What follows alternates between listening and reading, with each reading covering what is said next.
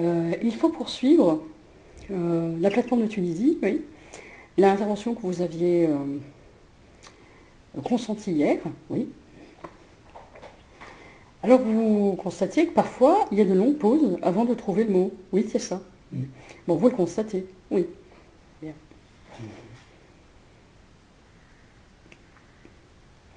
C'est très bien dit, madame. Bien. Vous avez demandé, vous l'allemand, Wolfgang, de pouvoir comprendre parfaitement ce texte. Oui. Mais je ne l'exprime pas comme ça. J'ai dit que quelqu'un dit qu'il le comprend parfaitement. Oui. Quand vous dites ça, c'est vous voulez mobiliser des flux d'informations de différents pays et ensemble, ils connaissent parfaitement le texte. Non, non, pas ça du tout, madame. Je vais vous expliquer comment je connais parfaitement le texte. Mais ce n'est pas du tout idiot de nous dire les choses de cette façon-là. Quand vous dites ça, vous parlez en allemand, c'est-à-dire il faut penser le contraire, je dis rien. Ah. Oui. Nous allons parler de plusieurs thématiques et de manière surprenante, on va parler de la DLUO, la date limite d'utilisation optimale d'un produit. Ah, vous voulez parler de ça? Oui. Et nous allons revenir, malgré tout, sur le sujet de la poche de Colmar, que je connais très très bien. Très très bien. Et vous voulez revenir sur ce texte? Oui. Vous, la Tunisie, qu'est-ce que vous savez du texte? Ce texte, on ne sait pas du tout de quoi il est question. Oui. On ne sait pas du tout de quoi il est question dans ce texte. Oui. Alors je ne sais pas du tout de quoi il est question. Donc tout ce que je sais, c'est de vous dire que je sais ce que c'est que le mot dette, c'est quelque chose qui effraie beaucoup de monde, mais c'est quelque chose qui n'est pas beaucoup discuté. D'après ce qu'on entend, il n'y a pas de dette possible si vous ne payez pas. Il faut payer, c'est tout. Bon, vous savez que dans ce flux d'informations, payer, c'est aussi en information. Il faut payer, c'est tout.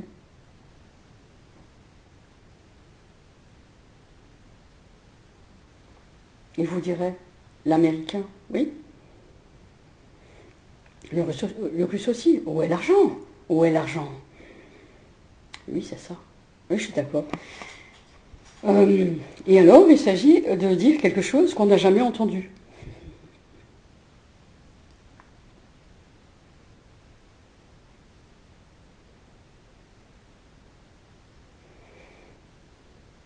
Oui. Bon. Vous, qu'est-ce que vous dites de la DLUO? Parce que nous, la date limite d'utilisation optimale d'un produit, c'est pas un sujet qui intéresse beaucoup de monde, mais c'est un sujet qui a été abordé longtemps. Oui. Alors, il y a un exemple qui avait été donné. Des confitures arrivent, disons, à Singapour, dans un conteneur, réfrigéré pourtant. Et donc, le produit arrive au lieu de livraison, et les confitures sont liquides.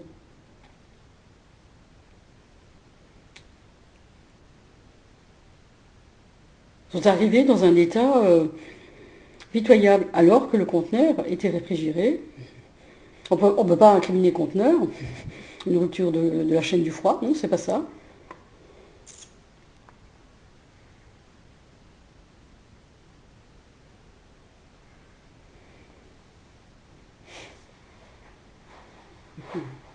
Oui, alors évidemment, Marc-André Cornu sait ce que c'est qu'une DLUO, oui, oui, c'est ça. Il garantit quasiment 7 mois de DLUO sur ces flûtes feuilletées. Oui, oui, tout à fait, tout à fait. Ce sont des tests qui sont réalisés régulièrement par un panel, non, dans notre service qualité, et par un panel interne. Non, non, on a des panels internes et des panels externes. C'est ce qu'on appelle des tests organoleptiques. Oui. Ça, vous l'avez entendu. Oui, c'est ce qu'on a entendu de Madame Bégoul. Oui. Donc, quand vous citez mon nom, oui, donc Madame Bégoul, c'est moi, Fadila Bégoul. Donc, j'habite Mulhouse. Donc, je propose des discussions de sujets très variés pour faire notamment des mémos dans le cadre d'une enquête. Parce que j'ai mené une enquête depuis 7 ans. Oui, effectivement. Il faut rappeler que Madame Bégoul a été victime d'un arrimage. Oui. Et elle a été victime d'une tentative d'assassinat. C'est ça. Mais cette tentative d'assassinat, plusieurs d'ailleurs, oui, n'a pas été entendue par notre flux d'informations. Oui. C'est la sourde oreille. C'est ça. Alors, pourquoi est-ce que c'est la sourde oreille? C'est une manière pour nous d'avancer, pour voir jusqu'où on peut avancer sans entendre ça, parce que c'est très stressant, parce qu'on est angoissé et parce qu'on ne peut plus parler.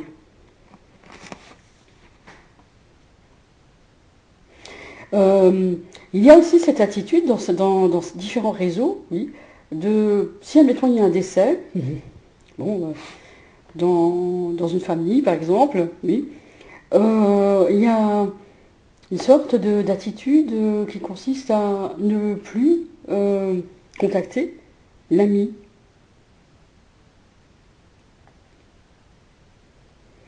Une sorte d'indifférence. Ça ressemble à ça aussi.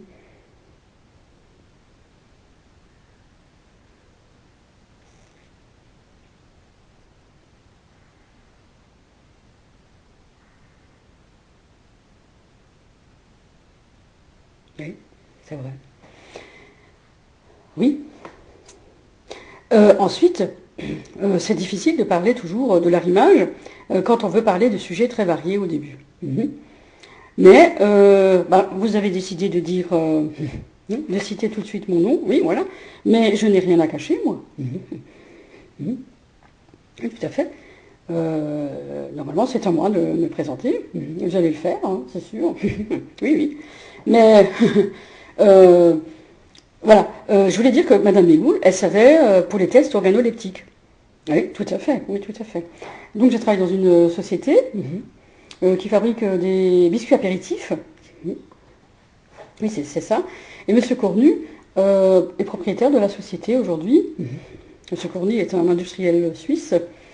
Oui. Et oui, mais la DLUO pour Monsieur Cornu, ça n'a pas de secret. Pas vraiment, non, pas vraiment.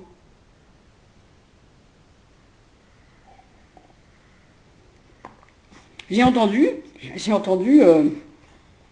vous savez, nous avons eu des explications de l'INSEE et puis d'un groupe de personnes sur comment est évaluée une entreprise, par exemple. Vous savez, les inspections d'entreprise, il n'y en a pas si souvent que ça.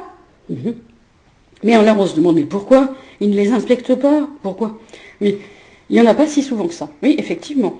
Mais, malgré tout, ils arrivent à suivre à distance une entreprise. Alors, comment ça peut se produire? Bon, donc c'est une entreprise qui a comme client toutes les enseignes de la grande distribution. Bon, qui ont des plateformes logistiques très élaborées. Mais, voilà. Oui, c'est tout à fait ça. Bon. Quand il y a un référencement produit, c'est toujours intéressant pour une entreprise parce que ça fait des volumes. Oui, ça permet à l'entreprise de fabriquer non pas un carton ou une palette, mais tout un camion, l'équivalent d'un camion, c'est-à-dire 33 palettes. 33 palettes par camion. Oui. L'entreprise fabrique son produit selon sa recette. Nous allons parler aussi de copyright de la recette. Donc les flûtes feuilletées de Monsieur Cornu, ou les biscuits, il a des biscuits sucrés aussi, oui tout à fait, sont des flûtes feuilletées à base de produits, c'est-à-dire, ce sont on appelle ça des allégations marketing, c'est du beurre Oui, c'est du beurre, 100% beurre, des produits de qualité, du fromage et du gruyère, du emmental. Bon, après, selon la demande du client, selon le prix, les formulations peuvent légèrement changer. Et donc, c'est des produits naturels, sans conservateur, qui tiennent 7 mois. Donc ces produits sont emballés dans un flow-pack, on appelle ça un sachet aluminisé ou alors transparent, oui, qui est fermé hermétiquement. Oui, enfin c'est soudé. Oui, voilà. Et ensuite, ces produits sont soit dans des flow-packs, c'est juste des sachets, ou soit dans des barquettes, et ensuite enveloppés dans un sachet. Et la barquette est ensuite insérée dans un étui carton. Voilà, ça c'est l'emballage. Oui. Oui, tout à fait. Corzimag, c'est la société, oui, qui est basée à Saint-Marin. Cette société, donc, fabrique des flûtes feuilletées. Mais, bon, je ne sais pas s'ils ont varié. Il semblerait qu'ils aient aussi développé des flûtes sucrées, maintenant, oui. Mais c'était déjà dans les bacs avant, hein, oui. Et au fait, on se disait, tiens, comment, peu importe hein, l'entreprise, comment alors une entreprise, comment et inspecter une entreprise si personne ne vient l'inspecter. Alors, on a eu une réponse de l'INSEE qui disait, bon, par exemple, on prend un magasin et on dit, tiens, ce magasin propose tel produit et est implanté dans une zone de chalandise déterminée. Bon, alors l'INSEE va alors, pour faire un test, implanter la même boutique dans une zone de chalandise analogue. Mais ça faire. Oui, c'est-à-dire des critères, ils savent déterminer des critères, oui, tout à fait. Ils savent tout à fait retrouver la même zone de chalandise, les mêmes contextes économiques, etc. Si vous avez donc une boutique qui affiche un chiffre d'affaires, je sais pas moi, de 10 000 euros mensuels, et qu'il y a une inspection, déjà, on peut se poser la question de pourquoi est-ce qu'il y a une inspection pour cette boutique-là et pas celle-là. Oui, c'est vrai. Donc, ben, l'INSEE va laisser tourner la boutique, je ne sais pas, 1 an, 2 ans, je ne sais pas combien de temps, oui, avec une bonne vendeuse. Oui, oui, c'est ça, oui, tout à fait. Donc, en se disant, bon, ben, nous allons voir comment la boutique va tourner.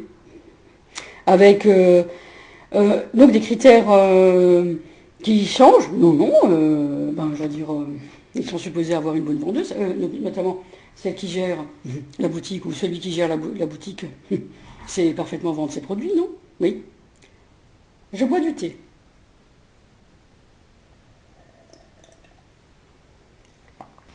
Bon, et ben, ensuite, donc ça donne déjà une référence, oui. Au bout, disons d'un an, non, 2, ou ça peut être plus long, hein, okay.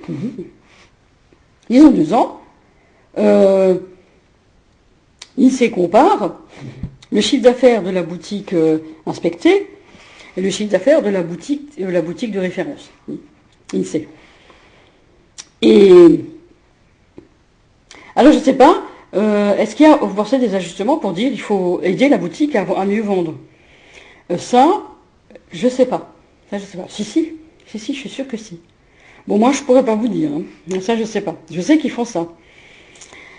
Et je sais très bien qu'ils peuvent très très bien, parce qu'ils ont forcément fait des statistiques, ils ont forcément dit, pas possible. 10 000 euros mensuels, pas possible, pas possible. Oui. Mais il faut le prouver, oui. Bon. Et la boutique ne fait pas 10 000 euros de chiffre d'affaires, mais elle en fait 500. Mensuel, oui.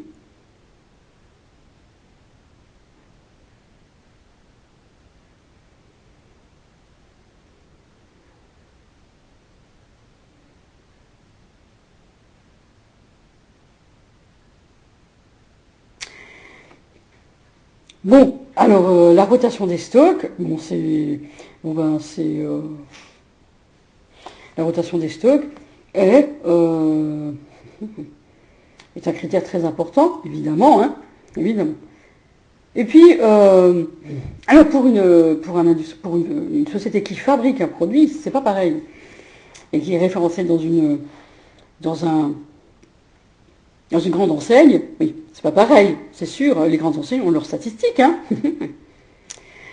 Mais malgré tout, il y a quelque chose à mesurer, parce que l'entreprise, est-ce que l'entreprise, et c'est pareil pour ce que dit l'Église,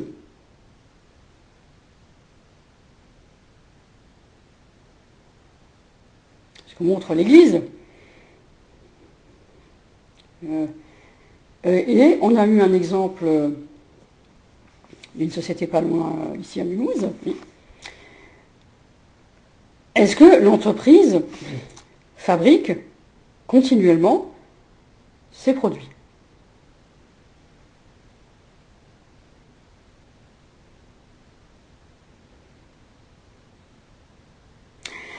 Alors, ça c'est par exemple des méthodes d'enquête liées à la finance, hein, mais liées aussi, oui, à la DGCCRF, mais il ne faut pas dire DGCCRF, ça va les ennuyer. Oui, mais c'est vrai qu'il y a eu, après, le calibrage de la balance, c'est extrêmement important, oui, tout à fait. Oui.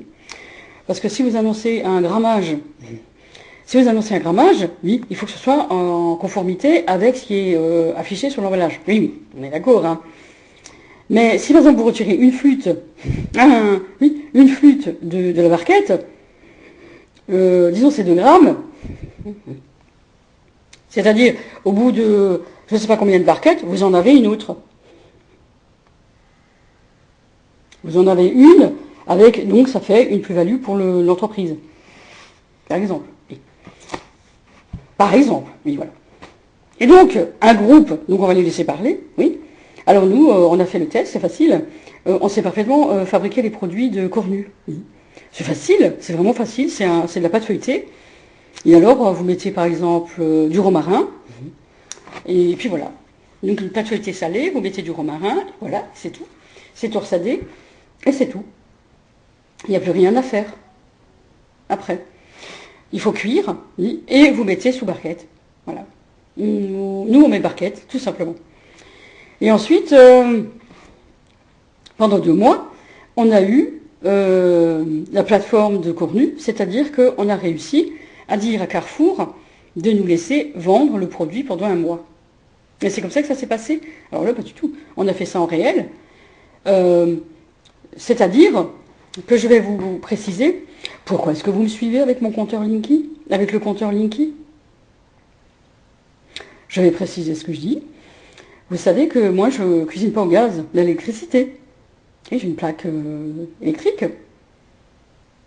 Oui. Et la plaque électrique, forcément, est située à un endroit que tout le monde connaît. Oui, c'est ça.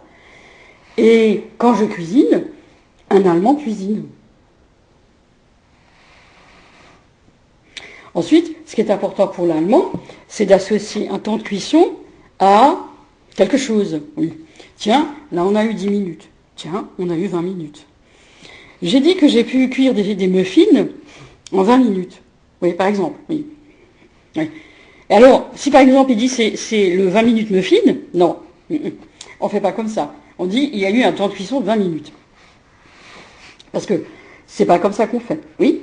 Parce que, donc Luc Ferry, il faudra qu'il en parle aussi. Donc on va prendre un exemple de ticket de caisse.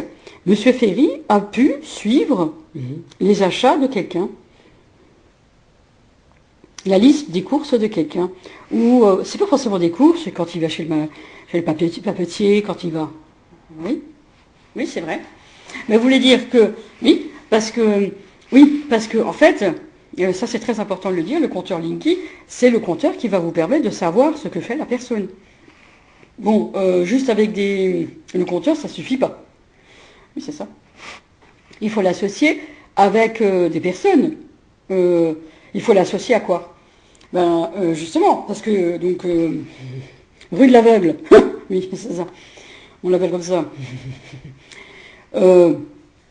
c'est une adresse très particulière, mais je ne le savais pas, moi. Ils sont rodés à faire ça. Ah. Mais est-ce qu'ils me suivent uniquement moi? Non, madame. On suit 3 personnes? Non, on suit plusieurs personnes. Parce que nous avons vu dans les rues de Mulhouse, parfois, des tableaux électriques qui ont été scotchés. Ouais. Avec un ruban de couleur. Un ruban, enfin un scotch de couleur. Oui.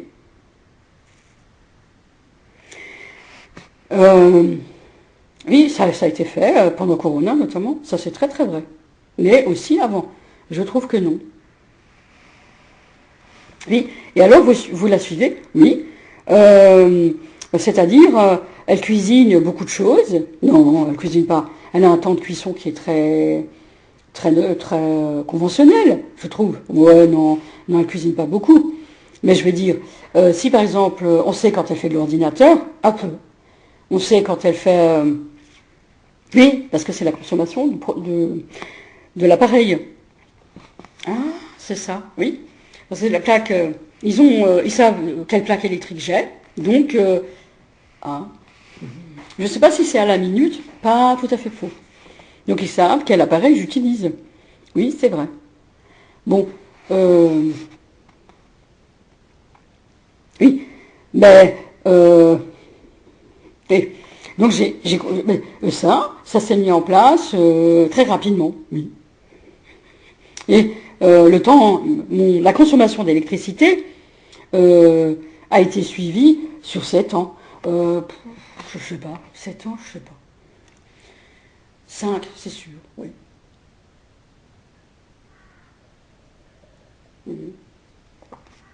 Enfin, mais comment vous l'avez su? C'est pas évident pour l'instant à préciser. C'est quelque chose qu'on ne peut pas préciser, donc c'est dans le cadre de l'enquête. Oui, tout à fait. Mais le problème, c'est que je ne savais pas que c'était aussi un Allemand qui me suivait. Oui, ça c'est vrai. C'est-à-dire que, bon, c'était toute une histoire par rapport... j'ai eu à peu près 1 an, j'ai vécu 1 an sans électricité. Oui, donc on a parlé de la dette, on a parlé... Mais ça, c'était pas encore lié à la dette. C'est-à-dire que je ne pouvais plus payer ma facture d'électricité. Oui, ça c'est vrai. Mais alors, si elle ne pouvait plus payer sa facture d'électricité, comment se fait-il qu'elle n'a pas eu recours à des services sociaux? Elle aurait pu très bien aller voir un service... oui, c'est pareil. On ne peut pas... Ce sont des mesures très contraignantes qui ont été mises en place. Et c'était souvent... vous savez, quand tout est bloqué, hein.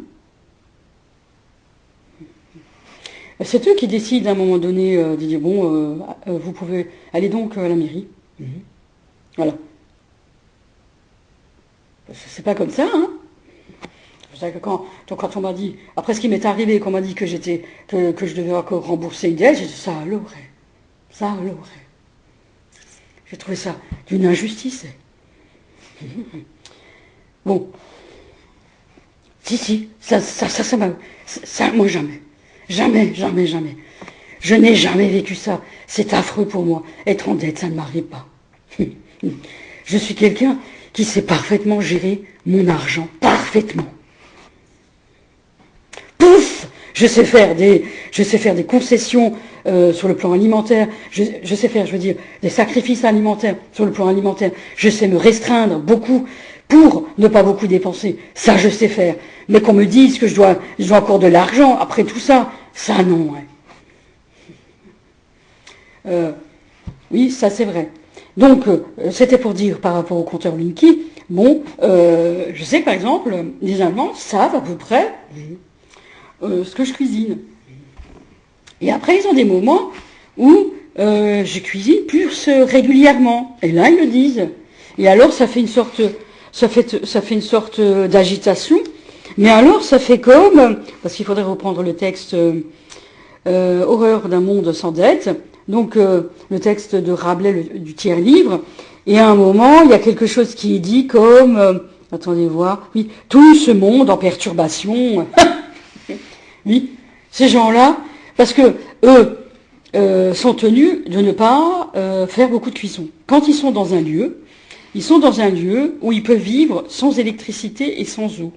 Par contre, il y a le chauffage, oui.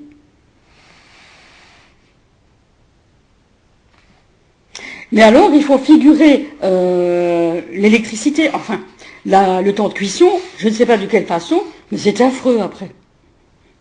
Donc, ils s'imaginent faire la technique de l'objet absent. Alors là, je pense pas. C'est pas comme ça qu'on fait. On fait plein de choses pour dire que normalement, il y a un temps de cuisson et il y a quelque chose qui est organisé pour dire que c'est un temps de cuisson. Ouais.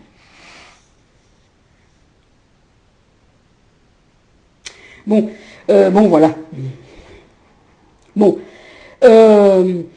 Ensuite, oui, mais vous voulez dire qu'à un moment, le compteur est passé en revue. Oui, parce que hier, il était question de... Mais il faut écouter l'enregistrement précédent. Hein, oui, il était question de trouver des données mesurables. Oui, c'est ça. Une dette, si vous êtes en dette, vous pouvez alors analyser la dette. Vous avez des données comptables, des données financières. Oui, c'est ça. Il y a quelque chose, oui. Et c'est ça. Et je voulais dire que s'il y a eu un incident financier, c'est qu'il y a eu quelque chose, oui. Quelque chose qui a brisé la routine de la personne, quelque chose comme ça. Oui, c'est ça, ou plutôt un choc qui s'est produit, souvent, dans ce qu'on a entendu. Et là, j'ai eu un choc, je peux vous dire que c'est pour moi choquant de savoir qu'ils arrivent à retracer beaucoup de choses. Oui, mais oui. Mais, c'est-à-dire, tout est fait pour que tout le monde pense que, bon, ben, on a une administration laxiste. Oui, c'est ça, mais tout est fait. Et alors, même quand il y a une inspection, oh, comme ils sont sympas. Ils sont très sympas. Oui, oui, c'est ça. Et puis bon, oui, c'est très bien, vous avez bien travaillé. Oui, ça se passe comme ça. Oui, oui. Et en fait, donc ce groupe, oui, voilà. Ce groupe, est-ce qu'il a fait ces techniques? C'est pas tout à fait ces techniques. On est parti de données de la plateforme, d'une plateforme qui a vendu à fond le produit. On est arrivé à la conclusion que le produit, en réalité, se vend, disons, ils produisent 2 cartons par mois. On est arrivé à cette conclusion. Ils produisent 2 cartons par mois et ils vendent 3 étuis.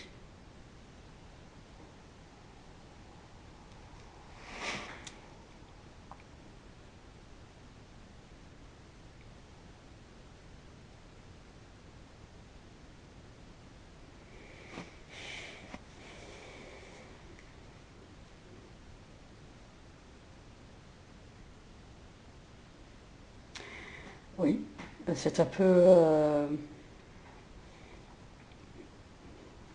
Bon, nous avons prévu, Wolfgang, d'étudier le texte que vous voulez étudier. Voyez-vous, par rapport au texte, quelque chose? Oui, je dirais, il n'y pluira pluie, ni luira lumière, ni ventera vent, ni sera été, ni automne.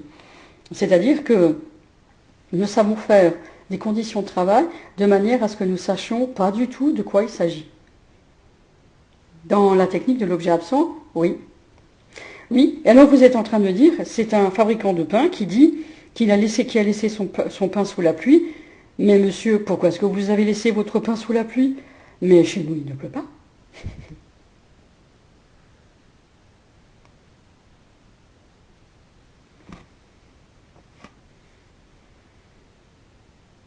Et vous, pourquoi vous dites ça? Parce que je voulais dire que c'est ça que je dis, pour l'instant.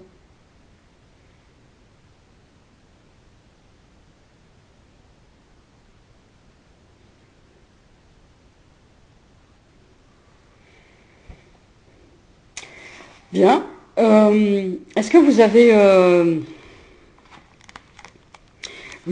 entendu le texte du philosophe? Oui, oui, tout à fait, qu'on a particulièrement apprécié. Bien. Nous allons parler de Vermeer aussi, oui. Et nous allons parler évidemment de ce texte, mais on vous laisse le temps de réfléchir à notre possibilité de poursuivre la discussion ou pas.